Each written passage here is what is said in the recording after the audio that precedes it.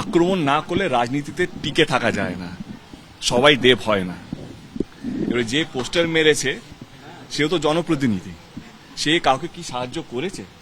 কাউকে এক মুঠো মুড়ি দিয়েছে এই বন্যার মধ্যে? উনি তো এখানকার জেতা বিধায়ক, উনি তো মানে হয় না কে, উনি তো এখানকারই মানুষ। আমার তো আরো 7টা কনস্টিটুয়েন্সি আছে, কথার কথা বলছি। দেখো, মানুষকে যে সেবা করে তাকে আক্রমণ করতে হয় না। এখন রাজনীতিতে থাকতে গেলে আক্রমণ না করলে আপনার নাম আসবে না, কাজ করলে তো কেউ চিনতে পারে না, কেউ জানতে পারে না। আমার মনে হয় আমার কাউকে কিছু বলার নেই। এই পোস্টার রাজনীতি, আমি জবে থেকে রাজনীতিতে আছি বা ঘাটালে এসেছি, সেই এইভাবে ওরা আমাকে সম্মান জানায়, কে দাদা এসছেন, দাদার জন্য একটু পোস্টার লাগাই। এটা এমন একটা ক্রাইসিস, এখানে রাজনীতি করে লাভটা কার? মানে আমি তো বলছি আপনার, মানে এখানে আমরা 300টার বেশি কমিউনিটি হল তৈরি করেছি, একটা কোনো বিরোধী দল নেই বা অন্য কোনো দল নেই তারা তাদের কোনো সেবা নিয়ে এখানে এসছে, বা কোনো রিলিফ ক্যাম্প নিয়ে এসছে, বা কোনো ওষুধ নিয়ে এসছে, বা কোনো খাবার পাঠিয়েছে, না কোনো কিছু পাঠিয়েছে।